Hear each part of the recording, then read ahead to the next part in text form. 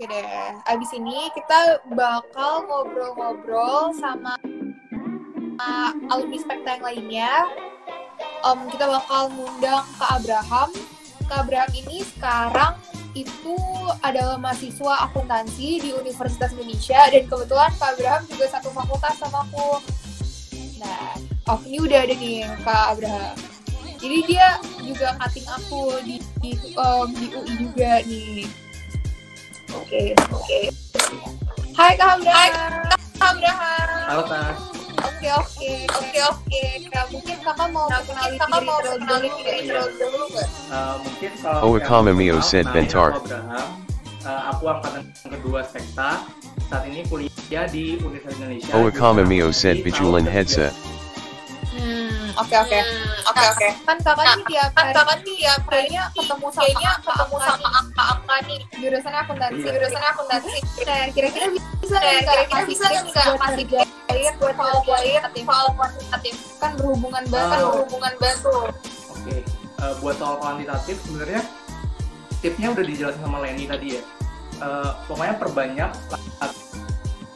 dari soal TO, soal di penabur, bahkan di penabur tuh sangat membantu sih, terutama matematikanya. Dimana kalau kalian ngikutin pelajaran penabur matematikanya, itu tuh konsep dasar dari matematika sendiri tuh udah kalian dapetin gitu sih. Nah, buat ngerjainnya sendiri, kerjakan dari yang paling mudah, yang kalian paling pahami. Karena jangan sampai kalian stuck di salah satu nomor, karena kalau stuck di salah satu nomor kalian bakal buang-buang waktu gitu. Nah, itu sih kalau misalnya kalian itu sih.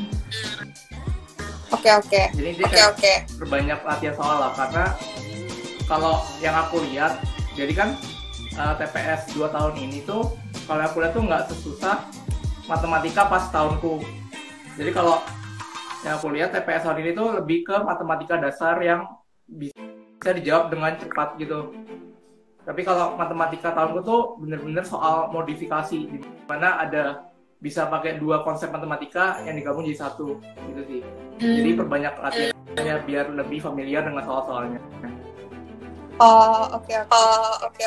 Nah, kalau harapannya sendiri nih Kak, kira-kira dengan matematika aja dan dengan TO tambahan kira-kira cukup nggak tuh Kak buat menghadapi atau harus kita harus belajar dari materi tambahan lagi?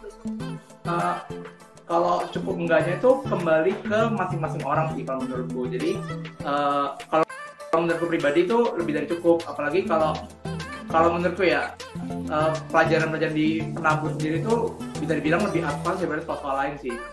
Jadi kayak pelajaran yang diberikan di sekolah tuh bisa jadi dasarnya itu kalian bisa latihan soal lagi, gimana ngerjain soal kuantitatif, bisa soal kuantitatif, soal yang lain juga.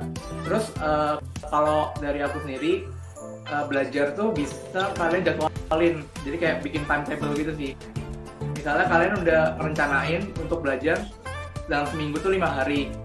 Nah, dalam 5 hari itu kalian bikin jadwal khusus. Misalnya kalau buat aku sendiri sih minimal sehari itu kita belajar 5 jam kalau aku. Itu aku bagi pagi 2,5 jam, di malam 2,5 jam.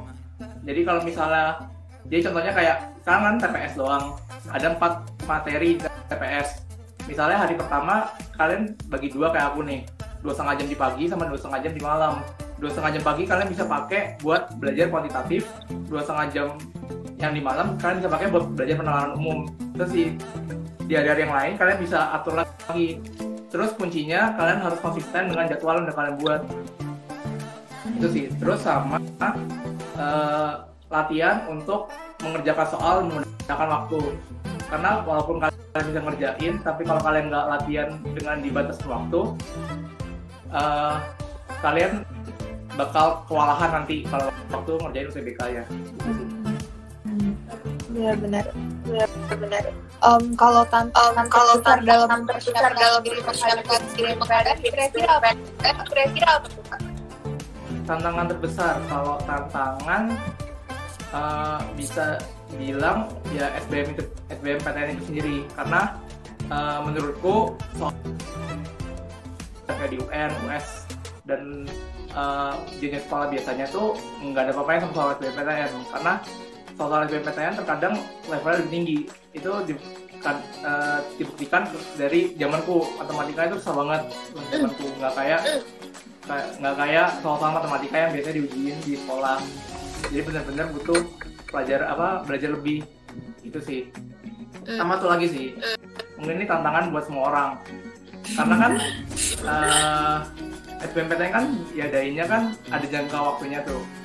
Biasanya orang memiliki intensi untuk bermalas-malasan karena udah nggak ngapa-ngapain kan, di UN itu udah nggak ngapa-ngapain. Jadi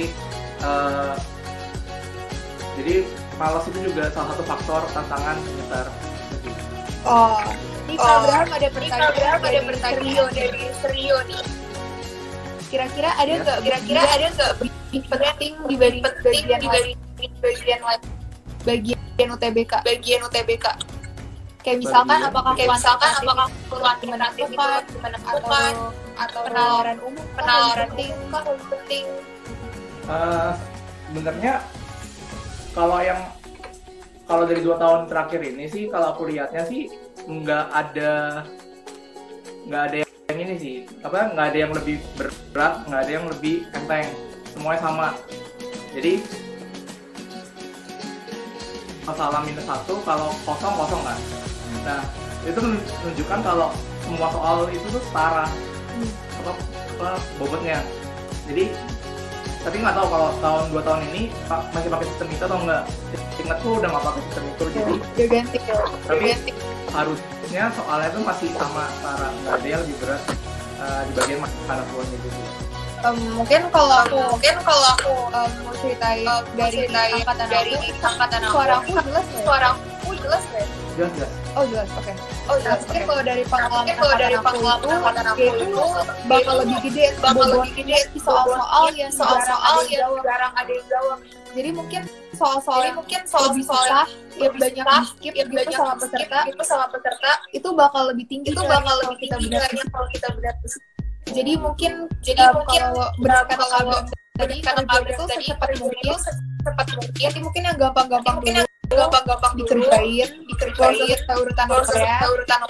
Nanti kalau masih ada waktu, kalian coba buat yang susah itu. Iya sih. Oke, intinya kerjain yang paling kalian bisa aja dulu sih. Benar. Nah, kira-kira kakak ada nasihat mungkin atau saran menghadapi secara umum. Saran-saran sebenarnya tadi gue udah kasih tau semua sih. Perbanyak latihan, coba latihan menggunakan waktu, dan semakin kamu familiar dengan soal-soal UTBK, kamu tuh ngerti cara jawabnya gimana, menjawab dengan cepat. Walaupun ada cara yang harusnya begini, tapi kalian bisa nemuin cara yang lebih cepat gitu sih. Jadi kayak lebih familiar dengan soal, lebih bagus gitu sih. Oke. Kak Abraham. Kalau kita bisa di-highlight itu kan kerja 5 jam sehari. Nah, itu tuh aku juga ada lama banget. Tapi ternyata pas Abraham jelasin kalau 5 jam jadi 2,5 jadi lebih bearable gitu ya rasanya. Jadi buat teman-teman yang target mau belajar banyak lama bisa dipisah-pisah juga. Jadi saya bentar. Saya kan 2 star. Saya kan kayaknya realistis ya.